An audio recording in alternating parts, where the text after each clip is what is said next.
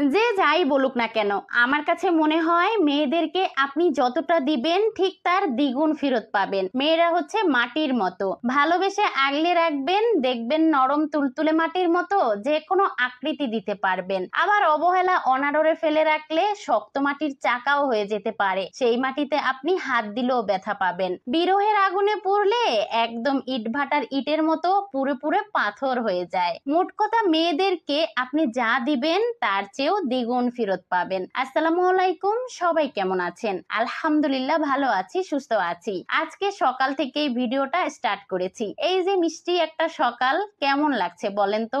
আমার কাছে এই সকালবেলার আবহাওয়াটা অনেক বেশি ভাল লাগে, খুব মিষ্টি একটা সকাল। বারান্দায় চলে এসেছি। এই যে বারান্দায় গাছগুলো দেখছেন, এগুলো হচ্ছে মন ভালো হওয়ার ঔষধ। যদি মন ভালো না থাকে তাহলে এইখানে এসে অনেকক্ষণ দাঁড়িয়ে থাকি। আর সকালবেলায় আমার গাছগুলোকে যত্ন করা হয়, পানি দেওয়া হয়, গাছের আগাছা পরিষ্কার করতে হয়। সেই জন্য প্রত্যেকদিন সকালবেলা অন্তত আধা ঘন্টা সময় আমি এই বারান্দাতেই থাকি। এই যে আমার গোলাপ গাছটায় অনেকগুলো ফুল ফুটেছিল, ফুল আবার ঝরেও গেছে, দুইটা ফুল আছে, তো একটা ছিঁড়ে নিলাম। মেয়ে মানুষ ফুল ছিঁড়ার পর অবশ্যই সেই ফুল কানে গুজবে, আমিও ব্যতিক্রম কিছু না। ফুল কানে গুজতে ভালোই লাগে। তারপরে অনেক হলো রং ঢং, এখন চলে এসেছি রান্নাঘরে। সকালের জন্য নাস্তা বানাতে হবে। দুই ছেলে বলেছিল আলু পরোটা খাবে, সেই জন্য ওদের জন্য আলু পরোটার ডোটা আগে করে ফেলবো। এই তো একটু লবণ দিয়ে তারপরে আলুটা দিয়ে খুব ভালোভাবে মাখিয়ে নিয়েছি, তারপরে একটু একটু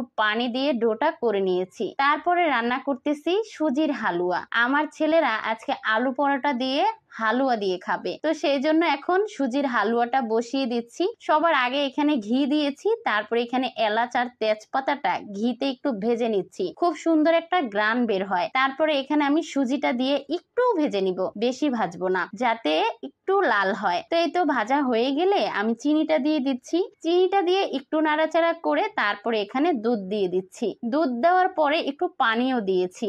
এখন খুব ভালোভাবে নেড়ে চেড়ে পাশের চুলায় দিয়ে দিব। আর এই চুলায় আমি এক এক করে পরোটাগুলো ভেজে ফেলবো। এই তো আমি পরোটাগুলো বেলে নিচ্ছিলাম, আর আমার পরোটা সব সময় বাঁকা বাঁকা হয়, একটু গোল হয় না। তো পরোটা বেলা হয়ে গেছে, এখন ভেজে নিব। তাওয়াটাও এদিক দিয়ে গরম হয়ে গেছে। তো এই তো খুব সুন্দর করে পরোটাগুলো ছেঁকে নিচ্ছিলাম। আর এই দিক দিয়ে দুই ছেলের খুব ক্ষুধা লেগেছে, তারা বারবারই পাকঘরে এসে বলছিল কখন হবে কখন হবে। আর সুজির হালুয়াটাও হয়ে গেছে, পরোটাগুলো ভাজা শেষ। এখন দুই ছেলেকে নাস্তা দিয়ে দিব। তো আজকের এই সুজির হালুয়া দিয়ে পরোটা অসম্ভব মজা লেগেছে, খুবই ভালো হয়েছিল। তো ওরা একদম পেট ভরে খেয়েছে। তারপরে চলে এসেছি এই রুমটা গোছাতে। ঘরের কাজ আগে গোছাবো, তারপরে রান্না করতে যাব দুপুরের জন্য। বিছানাটাকে করে ফেলেছি, এই শোপিস গুলো যা ছিল মুছে পরিষ্কার করে নিয়েছি। আর এই তো দেখেন, এক তুরুতে আমার পুরো ঘর গোছানো শেষ। এখন চলে যাব রান্না করতে। তো আজকে রান্না করব পুঁই শাক দিয়ে শুটকি,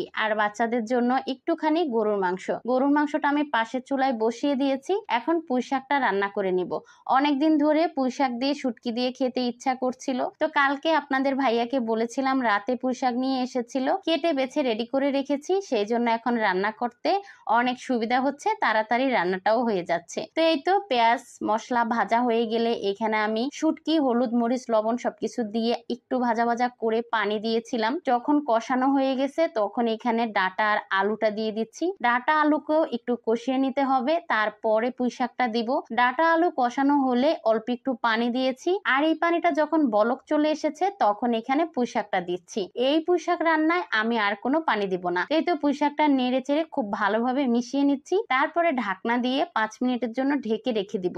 আমি ঢাকনা দিয়ে শাক বেশি একটা রান্না করি না, আমার কাছে মনে হয় ঢাকনা দিয়ে ঢেকে ঢেকে শাক রান্না করলে সেই শাকটা দেখতেও সুন্দর হয় না, খেতেও মজা হয় না। তো এই দিক দিয়ে গরু গোস্তটাও কষিয়ে ঝোলটা দিয়ে দিয়েছি। তো এই তো দুইটা তরকারি একসাথে হয়ে যাবে। তো দুপুরে রান্না বান্না শেষ করে কিছু থালাবাটি ছিল সেগুলো ধুয়ে নিচ্ছি। থালাবাটি ধোয়া শেষ, এখন আবার আজান দিয়ে দিয়েছে।